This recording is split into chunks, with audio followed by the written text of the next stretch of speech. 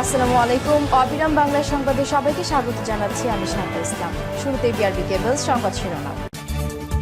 জানিয়ে দেব হাতে পাওয়া সর্বশেষ গুরুত্বপূর্ণ আন্তর্জাতিক সংবাদ। প্রথমেই জানিয়ে দেব কাশ্মীরের চেয়ে জম্মুতে বেশি জঙ্গি হামলায় চিন্তায় পড়েছে ভারত।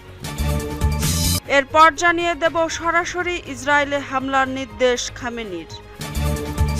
আরও জানিয়ে দেব ভারতের ৩০০ ব্যাংক পরিষেবায় সাইবার হামলা। এবং সর্বশেষ জানিয়ে দেব হানিয়ার পর হামাসের গুরুত্বপূর্ণ নেতা কারা। এতক্ষণে শুনছিলেন সংবাদ শিরোনাম, এবার থাকছে বিস্তারিত। প্রিয় দর্শক, যদি চ্যানেলটিতে নতুন হয়ে থাকেন তাহলে প্লিজ চ্যানেলটি সাবস্ক্রাইব করে সঙ্গেই থাকুন। কাশ্মীরের চেয়ে জম্মুতে বেশি জঙ্গি হামলায় চিন্তায় পড়েছে ভারত। ভারতের কাশ্মীর উপত্যকায় জঙ্গি মোকাবেলার চেয়ে কেন্দ্রীয় সরকার এখন বেশি চিন্তায় পড়েছে জম্মু নিয়ে। ইদানিং পরপর ঘটে যাওয়া কিছু সন্ত্রাসবাদী হামলার পর গোয়েন্দারা মনে করেছেন জঙ্গিরা হয়তো কৌশল বদলে জম্মুর দিকে নিরাপত্তা বাহিনীকে বেশি ব্যস্ত রাখতে চাইছেন, যাতে বিধানসভা নির্বাচনের আগে সুবিধামতো সময়ে উপত্যকায় বড়সড় আক্রমণ করতে পারে। গোয়েন্দারা মনে করেছেন এসব হামলার লক্ষ্য এটাই, নির্বাচন বানচাল করা। এই পরিস্থিতিতে কেন্দ্রীয় সরকার বেশ কিছু ব্যবস্থা নিয়েছে।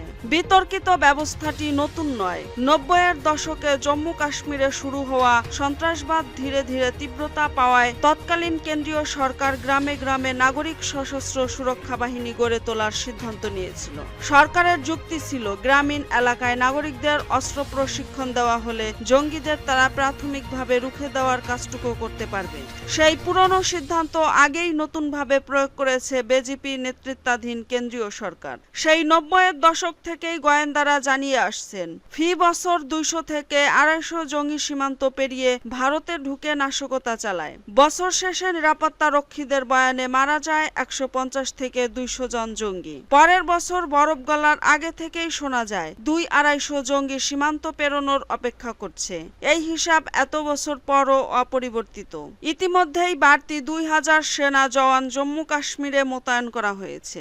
নির্বাচনের আগে আরও বাহিনী পাঠানো হতে পারে। পাকিস্তানের সঙ্গে জম্মুর সীমান্ত ৪৮৫ কিলোমিটার, অধিকাংশ এলাকা ঘন জঙ্গল ও পাহাড়ে ঢাকা।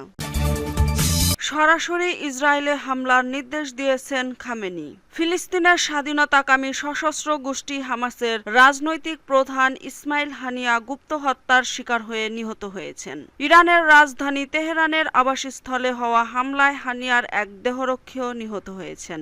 এই ঘটনায় প্রতিশোধ নেওয়ার ঘোষণা দিয়েছেন ইরানের সর্বোচ্চ নেতা আয়াতুল্লাহ খামেনি। এমনকি হানিয়া হত্যার জবাবে তিনি সরাসরি ইসরায়েলে হামলা চালানোর নির্দেশ দিয়েছেন বলে জানিয়েছে প্রভাবশালী মার্কিন সংবাদ মাধ্যম নিউ ইয়র্ক টাইমস। ইরানি কর্মকর্তাদের বরাত দিয়ে স্থানীয় সময় বুধবার এই তথ্য জানায় মার্কিন এই সংবাদ মাধ্যমটি। প্রতিবেদনে বলা হয়েছে ইরানের সর্বোচ্চ নেতা আয়াতুল্লাহ খামেনি হামাস প্রধান ইসমাইল হানিয়াকে হত্যার জবাব হিসেবে ইসরায়েলের উপর সরাসরি হামলা চালানোর নির্দেশ দিয়েছেন বলে নিউ ইয়র্ক টাইমস জানিয়েছে। ৩ জন অজ্ঞাতনামা ইরানি কর্মকর্তার বরাত দিয়ে সংবাদ মাধ্যমটি এই তথ্য সামনে এনেছে।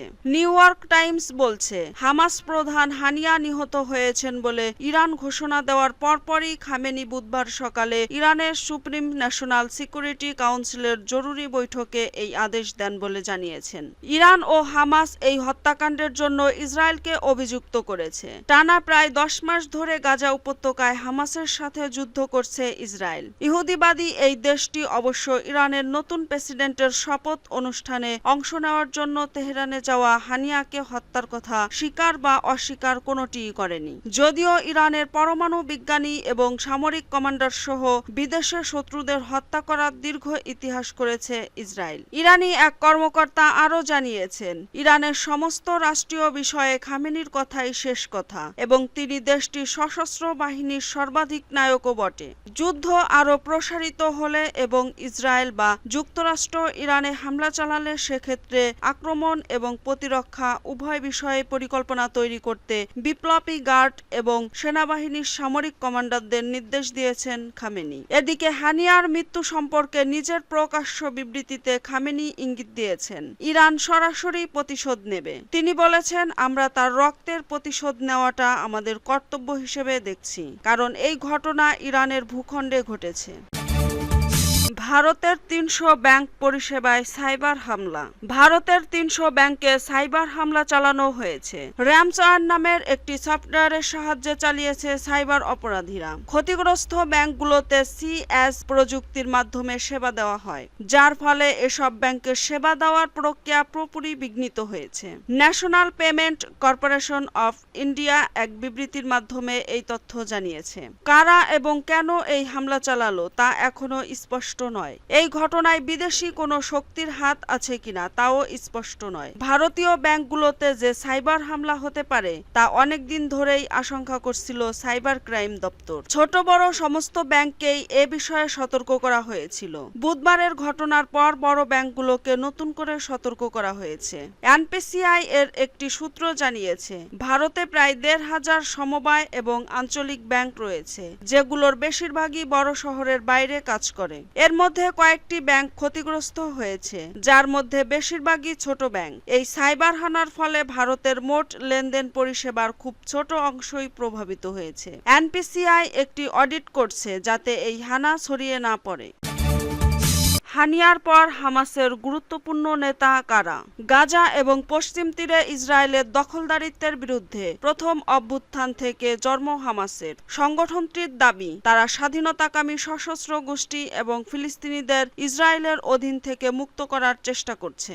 ১৯৮৭ সালের ডিসেম্বরে ফিলিস্তিনি ধর্মগুরু শেখ আহমেদ ইয়াসিন হামাস প্রতিষ্ঠা করেছিলেন। তিনি পরে স্বাধীনতার পক্ষে একজন সক্রিয় কর্মী হয়ে ওঠেন। ইসলামের মূলনীতিকে সাংগঠনিক কাঠামো হিসেবে ধরে হামাসকে Palestinian Islamic national liberation and resistance movement হিসেবে আখ্যায়িত করেন। এরপর মিশরের মুসলিম ব্রাদারহুডের একটি শাখা হিসেবে হামাস মুক্তির জন্য ইসরায়েলের বিরুদ্ধে সশস্ত্র সংগ্রাম চালিয়ে যাওয়ার জন্য তাদের সামরিক শাখা ইজ আল দিন আল কাসাম ব্রিগেড প্রতিষ্ঠা করেন। তবে সাম্প্রতিক বছরগুলোতে গোষ্ঠীটির অনেক উচ্চপদস্থ ব্যক্তি জনসমক্ষে তেমন আসছেন না। ইসরায়েলের হত্যা চেষ্টা এড়াতে হামাসের অন্যান্য সদস্য নির্বাসিত জীবন বেছে নিয়েছেন। এদের বেশিরভাগ রয়েছেন কাতারে, তবে অনেকে আবার ইরান, লেবাননে এবং তুরস্কেও আছেন। সাধারণত গাজায় বসবাসকারী হামাসের সদস্যরা ইসরায়েলের বিরুদ্ধে সামরিক বেশিরভাগ অভিযান বেশি চালিয়ে থাকে এবং বাইরের দেশ থেকে নেতৃত্ব দিচ্ছেন সংগঠনটির রাজনৈতিক শাখার নেতারা। কিন্তু ছিটমহলের সবচেয়ে মারাত্মক যুদ্ধে হামাসের সবচেয়ে বেশি বিশিষ্ট ব্যক্তিরা কারা এই গোষ্ঠীটি পরিচালনা করছেন?